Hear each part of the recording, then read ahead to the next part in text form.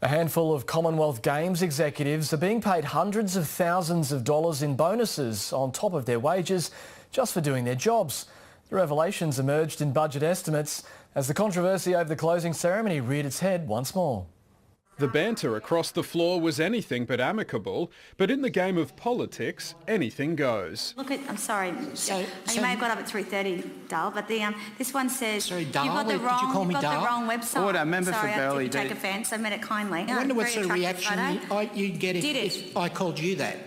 The scrutiny today on tourism and the Commonwealth Games. The hearing was told 5 senior Commonwealth Games officials are receiving a total of $600,000 in cash bonuses on top of their wages this year for sticking it out until the end of the Games. Can you advise what the other KPIs are for the bonuses? Delivering the Games within budget and having a budget approved by the Finance and Audit Committee and Board.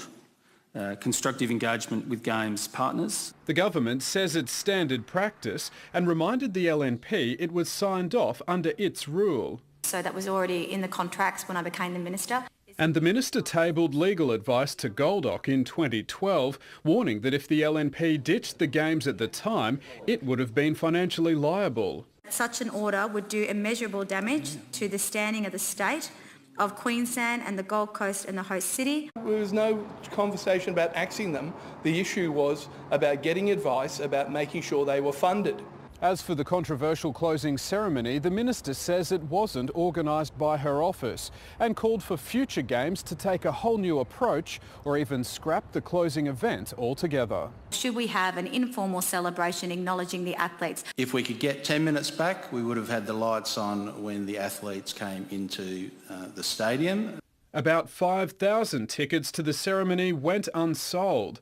But on another matter, boosting numbers in ecotourism, the Minister wasn't about to take a grilling. Because all I've heard from you is rhetoric. Every question I've asked about detail, you've not been JPL's written to me lots of times. He's a hard worker.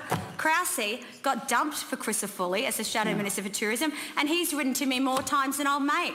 In actual fact, since Crisafulli has been the Shadow Minister for Tourism, zero. The opposition's collecting folders of their own for next year. Josh Bavis, ABC News, Brisbane.